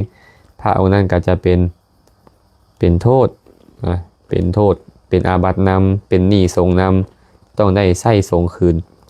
ราคามันเท่าใดก็ต้องได้ใส่คืนเท่านั้นเนาะต้องไปหาบิณฑบาตได้เข้าของมาเพื่อจะใส่คืนเนาะสีจันทร์ฟันธงพรหม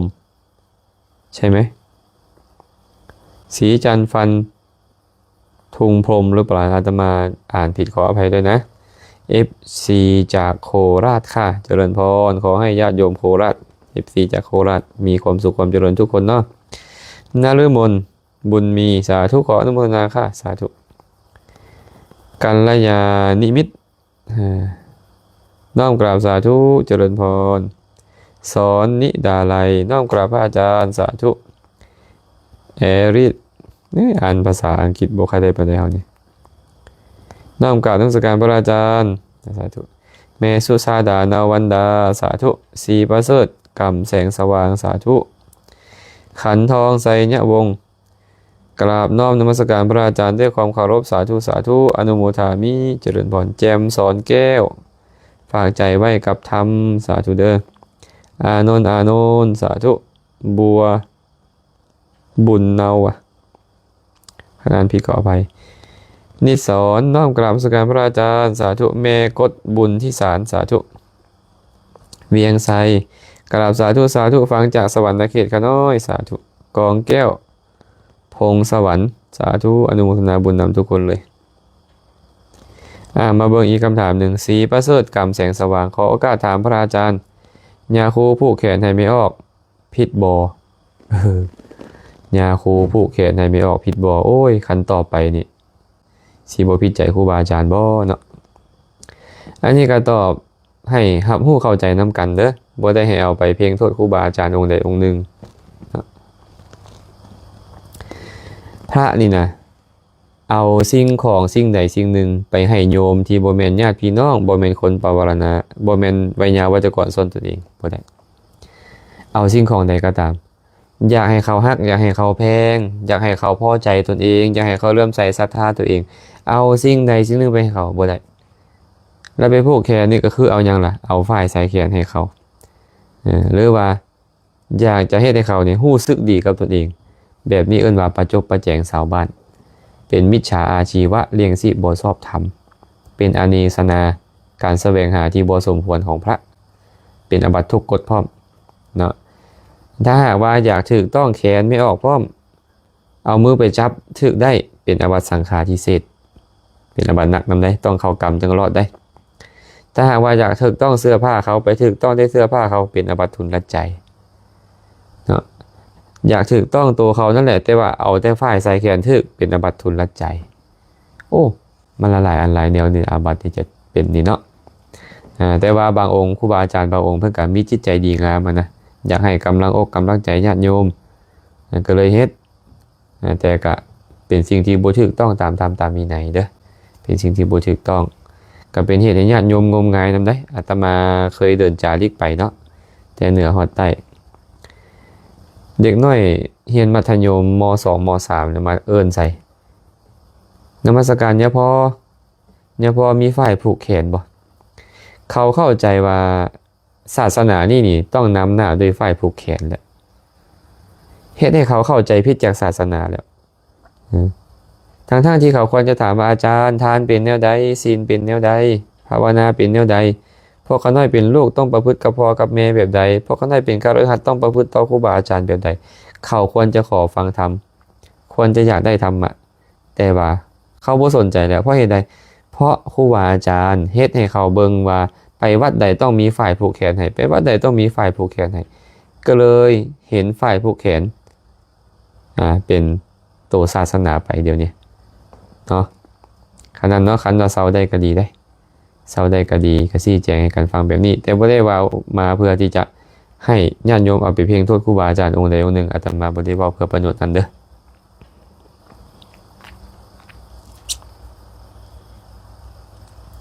แสงเพชรพรประดิษฐ์สาธุเจริญพรดร.คำไพจิตตราชน้อมกราบนมัสการพระอาจารย์สาธุสาครศรีพระไสยขาน้อยได้รับฟังจากพระอาจารย์ที่ซ่องธรรมให้เข้าใจในธรรมะหลายขึ้นสาธุดีแล้วก็อย่าลืมแชร์ไปให้คนอื่นได้มีโอกาสมาร่วมสนทนามาถามตอบนำเฮานำเด้อญาติโยมที่เข้ามาแล้วเด้อสาครศรีพระไสยชีวิตบ่แน่นอนน้อมกราบพระอาจารย์ขาน้อยขอถามเฮาเฮ็ดบุญเข้าประดับดินเฮ็ดให้ผู้เสียชีวิตเพิ่นได้กินแท้บ่ขาน้อยสาธุเฮ็ดหยังล่ะเฮ็ดบุญเข้าประดับดินถวายทานแม่นบ่ คันเอาไปถวายทานละแม่นเพิ่นมีโอกาสได้บริโภคคันเจ้าเอาไปยายตามซุ้มหกกกไม้ยายตามใต้วัดบ่มีประโยชน์แก่ญาติผู้ตายจะมีประโยชน์แก่พวกมดพวกแมงพวกหมูพวกหมาพวกแมวพวกนั้นแหละเนาะหรือพวกยักษ์ที่ข้าเจ้าตกทุกข์อันนั้นพอจะได้บริโภคแต่ถ้าพี่น้องเจ้านี่ตายไปเกิดเป็นเพศเจ้าเอาของไปย้ายปานใดก็ตามเขาบ่ได้อยู่ได้กินได้เนาะกินบ่ได้เพศมันกินแบบนั้นบ่ได้ต้องได้บริโภคอีหยังล่ะเพศอุจจาระปัสสาวะน้ำลายน้ำมูกน้ำหนองเลือดของคนอื่นนะแต่เพศบางจำพวกต้องบริโภคผลทานที่คนอื่นเฮ็ดอุทิศให้พี่น้องให้ทานแล้วก็ตั้งจิตอุทิศไปว่าขอแบ่งบุญให้ผู้นี้ผู้นั้นเด้อเขารับรู้นำเขาอนุโมทนาสาธุการของอันเป็นทิพย์มันเกิดขึ้นให้เขาได้บริโภคฉะนั้นเฮ็ดบุญเข้าประดับดินถ้าหากแค่เอาไปยายตามซุ้มหกกกไม้ตามท้องไร่ท้องนาจะสำเร็จประโยชน์ได้แก่พวกยักษ์เป็นต้นที่ตกทุกข์ได้ยากพวกมดพวกแมงพวกสัตว์สาบาสิงเท่านั้นเนาะบ่สำเร็จประโยชน์แก่ญาติเฮาผู้ตายไปเป็นเพศแท้คันอยากให้สำเร็จประโยชน์แก่ญาติเฮาตายไปเป็นเพศต้องให้ทานแล้วอุทิศส่วนบุญกุศลเห็นบ่เข้าประดับดินความจริงเลยเป็นฮีตของผีคนนับถือศาสนาผีเขาเฮ็ดแบบนั้นมาแต่เดิมพุทธศาสนาเข้ามาลาวแล้วก็เลยบ่สามารถจะไปลบล้างความเข้าใจแต่เก่าเข้าเดิมเขาได้ก็เลยหาอุบายให้มีการถวายทานก็เลยเลือกเอามื้อกำโดยเฉพาะมื้อดับ14เดือน9นี่นะเหมาะข้าวปลาอาหารหาได้ง่ายข้าวน้ำซ้ำปลาปูปลานาน้ำหาได้ง่ายช่วงนี้มันเหมาะก็เลยเอาช่วงนี้แหละเอามาบัญญัติแต่งตั้งขึ้นว่าเอาเป็นบุญเข้าประดับดินเด้อพวกเจ้าอยากเอาไปยายอยู่กลางที่ดินก็แล้วแต่พวกเจ้าซะตัวนั้นน่ะให้พวกเจ้าสบายใจแต่ว่าบ่ได้ประโยชน์อย่างเด้อตัวนั้นเด้อตัวที่มันได้ประโยชน์คือตัวใดล่ะตัวเอาถวายสังฆทานให้คณะพระเจ้าประสงค์แล้วอุทิศบุญให้กับผู้ตายตัวนั้นจะได้ประโยชน์ เอาไปยายบ่ได้ประโยชน์เนาะบ่ได้ประโยชน์แล้วบ่พอครูบาอาจารย์ได้ช่วยไอ้เน้นได้เก็บให้พร้อม ได้เก็บกวดให้พร้อมโอ้อันนี้บ่คักปานใดวิไลครจันทรังสีสาธุโดยขอบใจพระอาจารย์ขน้อยเจริญพรเด้อเอ้ยเพชรมณีแกนลำไพสาธุมณีแก้วขอบใจพระอาจารย์ต้องขอให้ธรรมะเป็นทานสาธุ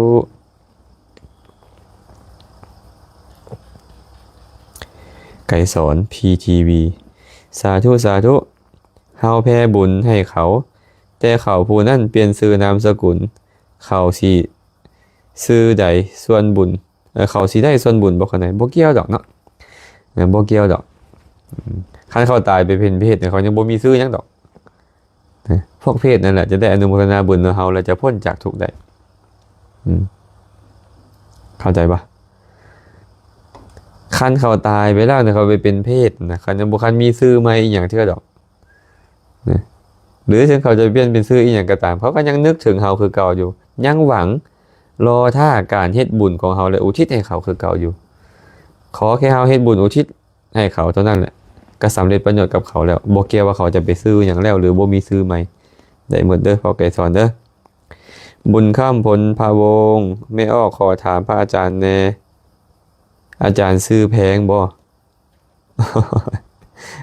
อาจารย์บ่ได้ซื้อแพงเด้ออาจารย์ซื้อแซม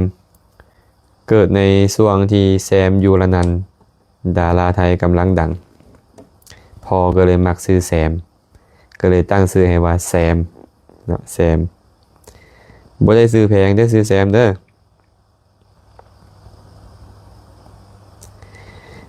จินดาราจันแดง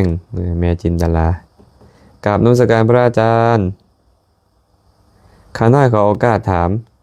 ทำบุญให้พ่อเฒ่าแม่เฒ่าปู่ย่าที่ตายไปเกือบ100 ปีแล้วทำบุญให้ได้หับบ่เพิ่นจะตายจากเฮาไปจักปีก็ตามเนาะแต่ถ้าหากเพิ่นไปอยู่ในสถานที่ที่มันตกทุกข์ได้ยากสมมุติไปเกิดเป็นเพศเฮาเฮ็ดบุญให้ตอนใดเพิ่นก็ได้รับตอนนั้นแหละบ่จำเป็นว่าเพิ่นจะตายไปดนหรือบ่ดนแม่ภาษาลีบุตรนี่นะตายไป5 ชาติแหละตั้งแต่ชาติที่5ก่อนหน้าเพิ่นเคยเป็นแม่ภาษาลีบุตร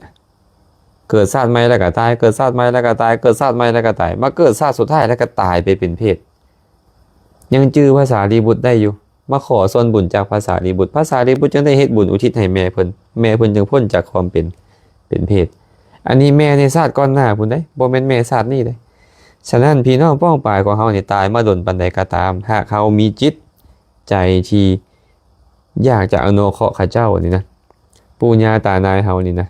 เฮาก็เฮ็ดบุญและอุทิศหาโลดบรรพบุรุษของข้อยบ่ว่าจะเป็นผู้นี้ผู้นั้นผู้ใดผู้หนึ่งมีเสื้อสายเดียวกันกับข้อยขอจงมีส่วนร่วมหรือสรรพสัตว์ทั้งหลายที่ตกทุกข์จงมีส่วนร่วมในบุญที่ข้อยเฮ็ดอันนี้ดีหลายคันเฮ็ดบุญและเฮ็ดแบบนี้นะแม่จินดาราเฮ็ดโลดเด้อเพิ่นเสียชีวิตไปโดนแล้วก็อย่าเฮ็ดโลดเนาะสุภัตตาสุขุมานมัสการพระอาจารย์ญาติธรรมทางญี่ปุ่นเนาะนี่เนาะสามเณรบุญใหญ่จำปาเทพพระอาจารย์แซมเตชะวโร เพิ่นฮู้ชื่อสายาเนาะมวยน้อมกราบพระอาจารย์เสียงแจ้งดีโอ้ยไม่ออกมวยญาติธรรมทางวัดใหญ่สัญญภูมิให้มีความสุขหลายๆเด้อไม่ออกมวยเด้อเพชรสมรอินที่จักกราบนมัสการเด้อพระอาจารย์ขน้อยสาธุนางสุดธรรมมาดวงวิจิตสาธุขน้อยติดตามอยู่ทางสวรรค์เขตพี่การให้พรของญาแจ่มแจ้งดีขน้อยเจริญพรอนุโมทนาบุญนำทุกคนทุกท่านคุณเฮือน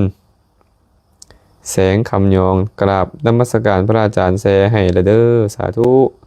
โยมแซโยมได้บุญข้อธรรมทานอาจารย์เป็นคนตอบอาจารย์ก็ได้บุญข้อตอบธรรมทาน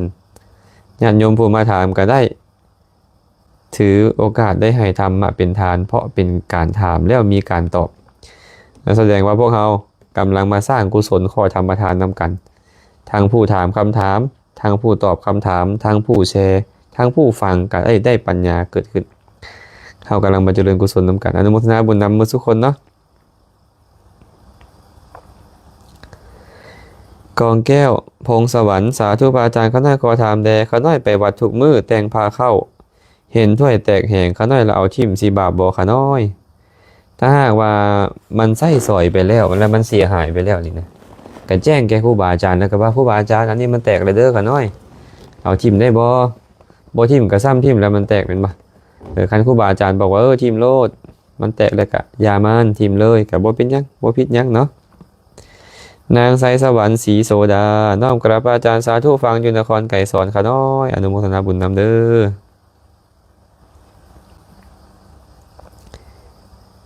ไอด้าวะไอด้าไซสมพรชื่อบ่อ่านชื่อบุญเนาะอ่านบ่ชื่อก็ขออภัยเด้อน้อมกับพระอาจารย์ขาน้อยขอโอกาสถามขาน้อยไปวัดแล้วเด็ดดอกไม้อยู่วัดมาเฮ็ดขันธ์5แต่ขาน้อยก็เอิ้นใส่ไอ้จั่วแล้วว่าข้าน้อยขอแพรดอกไม้แดแต่บ่ฮู้ว่าเพิ่นสิได้ยินบ่การเด็ดดอกไม้เจตนาเฮาคือหยังคันเจตนาเฮาดีเจตนาอยากนำไปบูชาอันนั้นก็เป็นบุญเจตนาดีนะต่างกันแต่ว่าดอกไม้นั้นเป็นของสงฆ์บ่หากดอกไม้นั้นเป็นของสงฆ์เฮาไปเอาของสงฆ์โดยภาระการเฮาก็เป็นหนี้สงฆ์เป็นหนี้นี่บ่แม่นบาปเด้เป็นหนี้ซื่อๆแต่ว่าเป็นหนี้แล้วต้องใช้คืนไม่ออกก็แค่เอาดอกไม้ไปใส่เพิ่นคืนหรือว่าหาข้าวของข้าวน้ำซ้ำปลาอย่างใดอย่างหนึ่งที่มีราคาซ้ำดอกไม้ไปใส่เพิ่นคืนแล้วก็แล้วบ่ได้มีโทษอีหยังหลายเนาะเพราะว่าเจตนาตอนนั้นเนี่ยเฮาเจตนาดีคันเจ้ามีเจตนาทำลายดอกไม้นั้นทิ่มอันนี้แน่นอนทำลายของสงฆ์มันโทษหลายเนาะตัวนี้ยังบ่มีบาปเด้อไม่ออกเด้อไม่ออกก็ตั้งใจเฮ็ดบุญก็มีแต่ว่าไปแทนเพิ่นคืนแล้วก็แล้วคันเป็นของสงฆ์คุณเฮือนแสงคำยองเกี่ยวกับฝ่ายผูกแขนบางเทื่อครูบาอาจารย์ก็หลีกเลี่ยงคำขอจากญาติโยมบ่ได้จึงมาเขียนให้เพราะคนลาวส่วนหลายยังเชื่อถือกันมาแต่โดนนานแล้วอันนี้ก็อาจจะเป็นความโยมเพิ่นเว้าเนาะก็บ่ได้ว่าหยังก็มีแต่ว่าเพิ่นมีความเชื่อแบบนั้นแต่อยากจะชี้แจงขึ้นก็คือว่าคำสอนของพระสัมมาสัมพุทธเจ้าบ่ได้มีเรื่องเกี่ยวกับฝ่ายผูกแขนบ่ได้มีเรื่องเกี่ยวกับการสูดน้ำมนต์พ่นน้ำหมากเศษตะกุดเขกกบาลซื่อๆเนาะ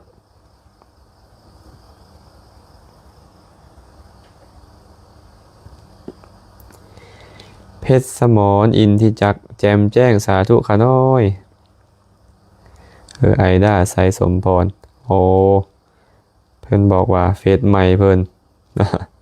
เฟซใหม่เพิ่นเฟซเก่าแพงขวนเด้งแล้วไม่ออกแพงขวนเจริญพรสาธุ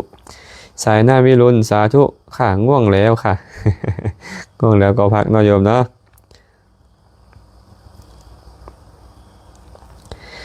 แม่น้ำฝนคำวิไลสาธุกราบพระอาจารย์เขาได้ขอถามแด่เขาน้อยเคยได้เฮ็ดบุญนำญาพอองค์หนึ่ง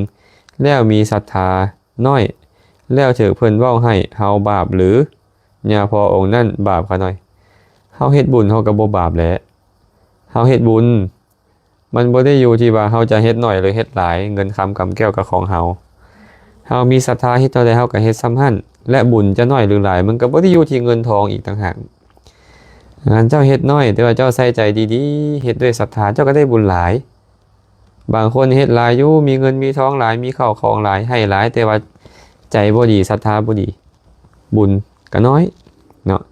ฉะนั้นเฮาเฮ็ดบุญเฮาจึงเป็นบุญเฮานี่บ่เป็นบาปดอกแต่เพิ่นตำหนิติเตียนเพิ่นขี้โลภอันนั้นนะเพิ่นขี้โลภเพิ่นอยากได้หลาย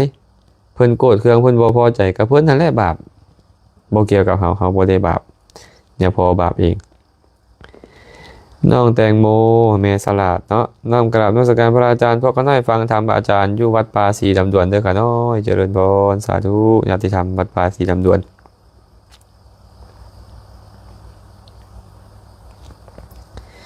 นกหวังสวรรค์ป่ะข้าน้อยขอโอกาสถามพระอาจารย์การตอบบุญแทนคุณพ่อแม่อันสูงสุดต้องปฏิบัติอย่างใดการตอบแทนบุญคุณพ่อแม่อย่างสูงสุดนะพระสัมมาสัมพุทธเจ้าตรัสไว้ในพระสูตรหลายสูตรนะในพรหมสูตรเป็นต้นเนาะพ ระองค์บอกว่าพ่อแม่นี่มีอุปการะคุณหลายต่อลูกเป็นเหมือนอาจารย์คนแรกเปลี่ยนเหมือนพรหมอยู่ในบ้านเป็นเหมือนเทวดาในเฮือนเป็นอาจารย์คนแรกของลูกลูกบ่สามารถตอบแทนได้โดยง่ายด้วยการลุกขึ้นไปต้อนรับกลับไปให้อาสนะเพิ่นว่าแม่แต่จะเอาพ่อแม่มานั่งเทิงบานี่ให้อยู่ให้กินให้ทายอุจจาระปัสสาวะให้ใช้ชีวิตอยู่เทิงบาทั้งสองข้างตลอด100 ปีก็บ่ซื่อว่าตอบแทนอย่างสูงสุดแม่แต่แต่งตั้งพ่อแม่ให้เป็นใหญ่ในแผ่นดินเป็นท้าวพญามหากษัตริย์ครอบครองแผ่นดินทั้งหมดก็ยังบ่ได้ซื่อว่าตอบแทนพ่อแม่อย่างสูงสุดย้อนหยังย้อนพ่อแม่นี่นะหากบ่มีศีลบ่มีธรรมพ่อแม่ใช้ชีวิตอยู่เทิงบาเฮาก็ตามเป็นท้าวพญามหากษัตริย์ก็ตามพ่อแม่ก็ยังเฮ็ดบ่ดีได้เมื่อเฮ็ดบ่ดีพ่อแม่ก็จะเข้าถึงอบายทุกขติวินิบาตนรกได้แต่ถ้าหากบุคคลใดก็ตามเฮ็ดพ่อแม่ที่เขายังบ่มีศรัทธาในพระพุทธพระธรรมพระสงฆ์เลยให้เขามีศรัทธาเฮ็ดพ่อแม่ที่ยังบ่มีศีลให้เขาตั้งมั่นในศีลเฮ็ดพ่อแม่ที่ยังขี้ทีให้เขาตั้งมั่นในจาคะสัมปทาให้เขายินดีในการให้ทานแบ่งปันเฮ็ดพ่อแม่ที่ยังบ่มีปัญญาบ่เข้าใจว่าอันใดเป็นบาปบุญคุณโทษให้เขาเข้าใจในบาปบุญคุณโทษนี่แหละชื่อว่าตอบแทนพ่อแม่อย่างสูงสุดแล้วย้อนหยังล่ะถึงเขาจะบ่มีเงินค้ำกำแก้วให้บ่มีเงินด้ามเงินเดือนให้บ่ได้เลี้ยงดูปูเสือเขาด้วยเขาน้ำซ้ำปลากะยาแต่หากเขาเฮ็ดให้เขามีศรัทธาศีลจาคะและปัญญานี่แหละจะนำทางเขาไปสู่สุคติโลกสวรรค์เองเป็นปัจจัยให้เขาเสวยทุกข์ขออภัยเป็นปัจจัยให้เขาได้เสวยสุขตลอดหลายร้อยหลายพันชาติกันย้อนมีศรัทธาศีลจาคะและปัญญานี่อันสันเด้อผู้ใดอยากตอบแทนพ่อแม่อย่างสูงสุดพยายามเฮ็ดให้เขาได้ฟังธรรมให้ได้เข้าใกล้ครูบาอาจารย์เมื่อได้ฟังธรรมได้เข้าใกล้ครูบาอาจารย์แล้วก็จะเป็นปัจจัยให้เขามีศรัทธาศีลจาคะปัญญาขึ้นจะตอบแทนพ่อแม่ให้เฮ็ดแบบนั้นเด้อ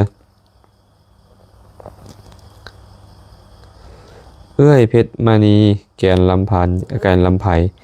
น้อมนมัสการพระอาจารย์เขาได้ขอโอกาสถามแด่ว่าเวลาทำบุญอุทิศส่วนบุญก็ได้บ่พระอาจารย์บ่อุทิศส่วนบุญก็ได้บ่พระอาจารย์ความจริงแล้วอาจารย์ตอบไปแล้วเด้ออาจารย์ตอบไปทางถึงแล้วว่าเฮ็ดบุญให้ทานนั่นน่ะเจ้าอุทิศก็ได้บ่อุทิศก็ได้คันเจ้าบ่อุทิศเจ้าก็ได้บุญแค่ทานข้อเดียวคันเจ้าอุทิศบุญเจ้าก็ได้บุญทั้งข้อทานทั้งข้ออุทิศบุญและพี่น้องป้องปายของเจ้านะก็มีส่วนอนุโมทนาในบุญที่เจ้าเฮ็ดและเขาพ้นจากทุกข์ได้ประโยชน์มันจะเกิด3ส่วนแบบนี้คันเจ้าเฮ็ดบุญและอุทิศคันเจ้าเฮ็ดบุญผู้เดียวบ่อุทิศเจ้าก็ได้ประโยชน์อย่างเดียวเท่านี้ซื่อๆเนาะเพราะบุญมันสำเร็จแล้วตั้งแต่ตอนเจ้าเฮ็ดอาวรณ์นามมนุษย์ถาวรพระอาจารย์อธิบายเนื้อในพรหมวิหาร4ให้เขาน้อยรับรู้แด่พรหมวิหารเนาะแปลว่าเครื่องอยู่ของผู้ประเสริฐเครื่องอยู่ของพรหมมีอย่างได้ล่ะเมตตากรุณามุทิตาอุเบกขาเมตตาแปลว่าความปรารถนาดีปรารถนาความสุขให้เกิดขึ้นกับคนอื่นน้อมเอาแต่ประโยชน์เข้าไปหาคนอื่นนี่เอิ้นว่าเมตตากรุณาคือความอิดูสนความสงสารความต้องการที่จะให้เขาพ้นจากทุกข์อยากปัดเป่าความทุกข์ออกจากเขามุทิตาความชื่นชมยินดีในความสุขของคนอื่นเห็นคนอื่นได้ดีมีสุขก็มีแต่ชื่นชมยินดีนำนึกน้อมไปว่าขอให้เจ้ามีความสุขดลเด้ออย่าคาดเคลื่อนจากความสุขเด้อนี่เอิ้นว่ามุทิตาบ่อิจฉาริษยาไปอุเบกขาคือความวางใจเป็นกลางๆบ่น้อมไปในการเอาทุกข์ไปเอาสุขออกบ่น้อมไปในการเอาสุขไปให้บ่น้อมไปในการเอาทุกข์ออกจากเขาเนาะวางเสยทุกคนมีกรรมเป็นของตนผู้ใดเฮ็ดดีมาก็ได้สุขผู้ใดเฮ็ดบ่ดีมาก็ได้ทุกข์นี่เอิ้นว่าอุเบกขาฉะนั้นเมตตานี่นะคือความปรารถนาดีต่อคนอื่นกรุณาวางอยากเอาความทุกข์ออกจากคนอื่นมุทิตาชื่นชมยินดีเมื่อคนอื่นได้ดีมีสุขบ่อิจฉาริษยาอุเบกขาวางใจเป็นกลางๆพิจารณาว่าทุกคนล้วนแล้วแต่เฮ็ดกรรมดีกรรมชั่วของตนมาเขาได้ประสบสุขก็เพราะเขาเฮ็ดดีมาเขาได้ประสบทุกข์ก็เพราะเขาเฮ็ดชั่วมานี่เอิ้นว่าอุเบกขาพรหมวิหารมีอยู่4อย่างนี้ ผู้ใดก็ตามมีธรรม4อย่างนี้ในใจผู้นั้นก็เป็นผู้ประเสริฐเป็นเหมือนผมเนาะตอบย่อๆแบบนี้เด้อปาณีสมสนิทสาธุสาธุติดตามฟังทุกวันเด้อค่ะน้อยสาธุ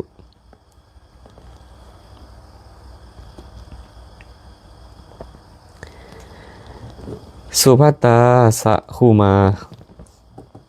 ขออนุญาตถามแด่ค่ะน้อยสมมติว่ามีผู้ที่เฮาคิดว่าชาตินี้หรือชาติหน้าบ่อยากได้พบพ่อกันอีกแล้วบ่อยากมีบุญมีกรรมนำกันอีกแล้วเฮาควรภาวนาแนวใดเพื่อให้บรรลุเป้าหมายนั้น โอ้ยสร้างผู้ใดแล้วบ่อยากพ่อผู้นั้นแม่นบ่อันนี้ยากหน่อยหนึ่งอยู่เลยเนาะขนาดพระพุทธเจ้านะพระเทวทัตนี่นะก็ยังตามล่างตามผ่านเพิ่นไปเอาแหละเฮากะเฮ็ดบุญหลายๆเวลาเฮ็ดบุญแล้วก็อธิษฐานว่าขอให้ข้าพเจ้าจงอยู่ห่างไกลจากผู้นี้ขออย่าให้ทานผู้นี้ได้เข้าใกล้ข้าพเจ้าได้เลยเฮ็ดบุญเท่าใดก็ใส่ใจไปนั่นเฮ็ดบุญเท่าใดก็ใส่ใจไปนั่นมันก็จะน้อมออกไปเนาะก็จะน้อมออกไปแบบนั้นเฮ็ดบุญแบบใดก็ได้ให้ทานรักษาศีลเจริญภาวนาก็อธิษฐานแบบนั้นเรื่อยๆ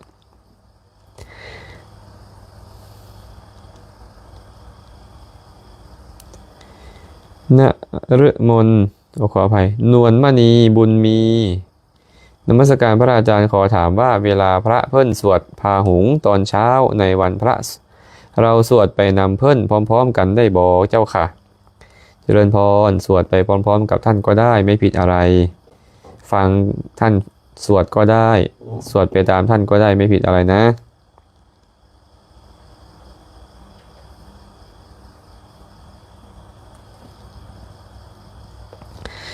หนูคำบานเฮหากราบนมัสการพระอาจารย์ชาติที่เกิดมานี่อาจจะแม่นญาติพี่น้องเฮาบ่พระอาจารย์พระพุทธเจ้าบอกว่าบุคคลผู้บ่เคยเป็นญาติพี่น้องกันบ่มีบ่เป็นพ่อเป็นแม่เป็นลูกเป็นเต้าเป็นญาติกาวงศากันเลยในสังสารวัฏนี้บ่มีพอเกิดมาโดนนานโพดเกิดมาในสังสารวัฏนี้โดนนานสลับไปสลับมาเปลี่ยนกันเป็นพ่อเป็นกันเป็นลูกเป็นกันเป็นแม่เป็นลูกเป็นกันเป็นอ้ายเป็นน้องเป็นกันเป็นญาติกาวงศาเปลี่ยนกันไปกันมาอยู่นี่พระพุทธเจ้าได้บอกว่าบุคคลผู้บ่เคยเป็นญาติกันนี่นะหาได้ยากในโลกนี้บ่มีคนว่าเนาะอ้าวมื้อนี้ใช้เวลามาชั่วโมงกว่าแล้วเนาะรู้สึกลมเข้าท้องหลายแล้วกระเพาะมันจะมาหาได้นี่ ก็ขอจุดการกล่าวสนทนาปราศัยธรรมะในค่ำคืนมื้อนี้ก่อนคำถามใดบ่เห็นยังบ่ได้ตอบให้ก็ขอยกยอดไปเป็นมือใหม่คำถามใดตอบไปแล้วยังบ่ชัดเจนก็สามารถถามเข้ามาอีกได้เนาะมื้อนี้อาตมาภาพหากได้ใช้คำเว้าคำจาอันใด